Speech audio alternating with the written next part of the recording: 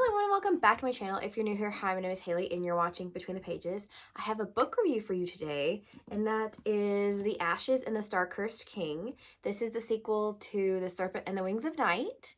So yeah, we're just going to talk about it. It's going to be spoiler filled and gushing. So again, if you've been here long enough on my channel, you know that I can't review a sequel without spoiling the whole entire thing. So yeah, just forewarned. So the first thing I'm going to say is that Rhea and Rayan's, or Rain, or however you want to pronounce his name, is the definition of I could make him worse. Not, oh, I can fix him, I can make him worse.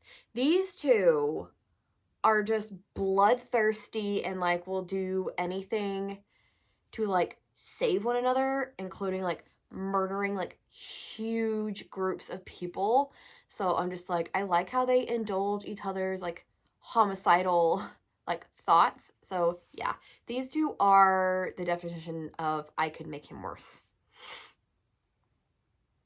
And the whole thing with this book is that Rayan keeps saying, like when Araya says something or something happens or she tries to smart off to him, he's like, And I'm like, okay, you're giving me Aemond vibes from House of the Dragon, because again, I was reading this while House of the Dragon was like starting to finish airing. So a lot of these characters feel like, in situations, feel like characters or things from House of the Dragon, because I was really into that at the time that I was reading these.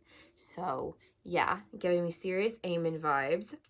And I have to say that I love how much Rayan is down bad for Araya in this book. I mean, he's down bad in the first one, but like this one, he takes it to like a whole new level. Like he is so down bad for his wife. And I love him so much.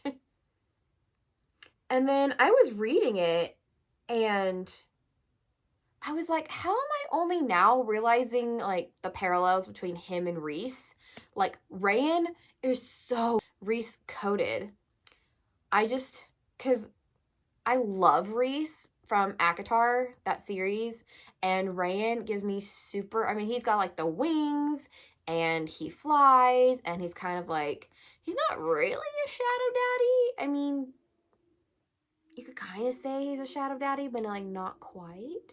But yeah, Rayan and Rhys, I cannot read The Serpent and the Wings of Night, or The Ashes and the Star-Cursed King, or The Songbird and the Heart of Stone, I think is the third one. I haven't read it yet. I've pre-ordered Owl Crates editions, so it'll match this one and The Serpent and the Wings of Night. So they're doing that. The Songbird and the Heart of Stone. These titles are way too long.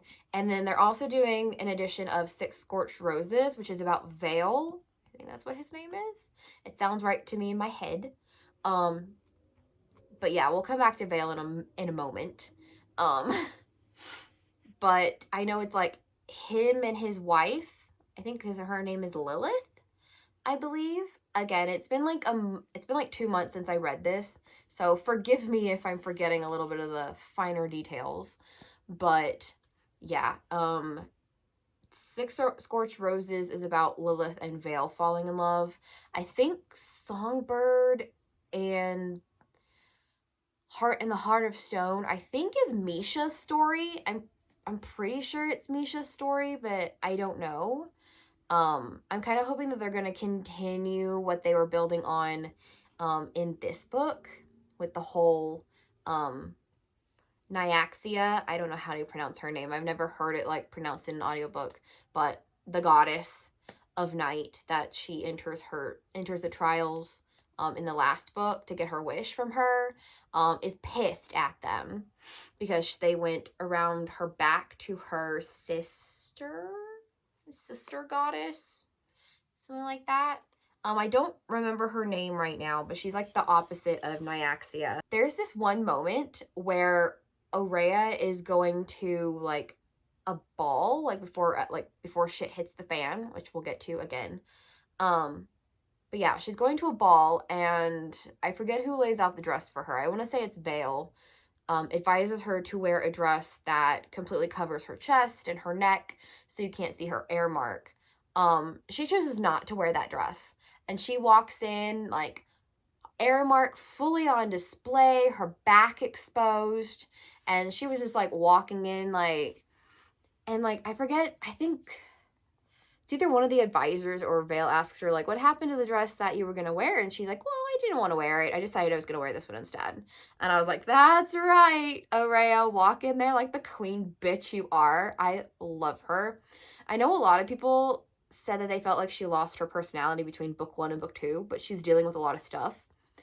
Like, dealing with the fact that the man that she loved is responsible for the death of her father and everything like that. So she's dealing with a lot of grief.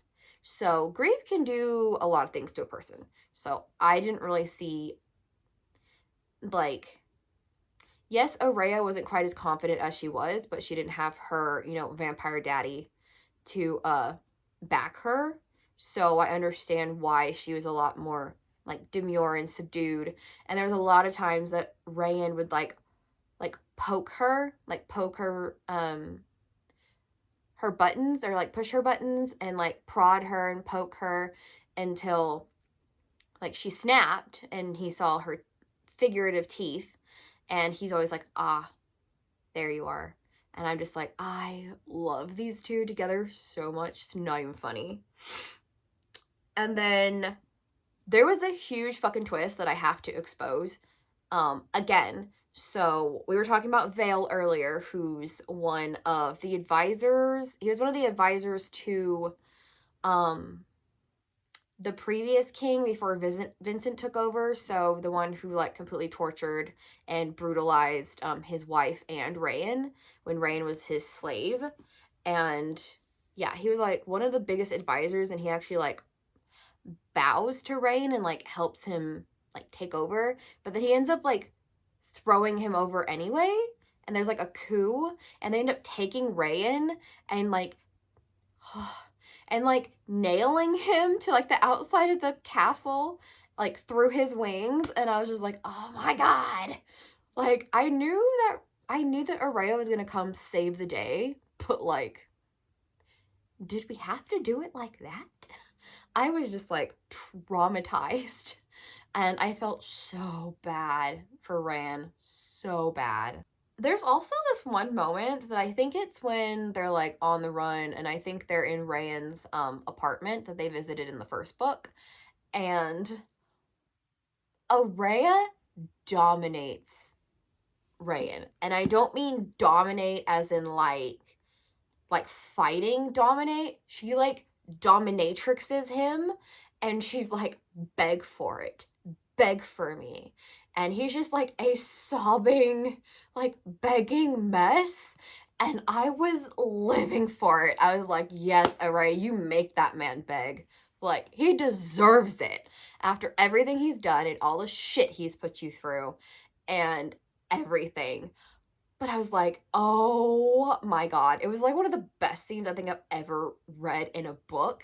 Because it just like, I feel like a lot of people would say it came out of left field, but it didn't, because they're both kind of like that. They kind of have like a push and pull dynamic to their relationship anyway. So when she dominated him like in bed, I was like, oh my god. Like, I'm living for this. I would definitely like reread this book just to read that scene again. Towards the end, Aurea and Rayan know what they have to do. They go and look for like God's blood or whatever. It's like a whole subplot that I was just like not interested in. I was like, I really don't care. Can we please get back to Aurea and Rayan like fixing their relationship? But they go into this like temple thing in like the middle of the fucking desert to like find the God's blood. And it's hard to explain, but like Vincent like used like part of like his own blood and like pieces of himself to like booby trap this. Basically, it's really hard to explain. It's kind of one of those things that you just have to read the book and you understand. It's kind of hard for me to explain it to you, but like this entire book, Aurea has been hearing Vincent's voice in her head, because again, she's working through the grief of the death of her father and everything. And so she like, in times of hardship, she like hears his voice in her head, and she was like kind of like using it as like a coping mechanism. Um but like when she gets to the temple, she starts seeing like a visual representation of Vincent. And I don't think I would ever say this, but I cannot believe that I am saying this, and that is I miss Vincent. I miss him as a character. I miss his interactions with Araya, and I miss the little like snippets we got of her growing up and like, you know, learning to be a human raised around a bunch of vampires. And I'm just like, I never thought I would say this, but I miss Vincent. Like, I'm sure that like once the series over, at one point I'm gonna have to do a reread like I did with Folk of the Air trilogy. That I'm just gonna have to like read all of them from front to back, like in order, because I missed this world. When I opened that book, opened this book, I was like, oh yes, yes, I'm back in this world. I have been so excited and looking so forward to being back in this world, because it's just a world that I really love. It's dark, it's gothic, it's blood soaked.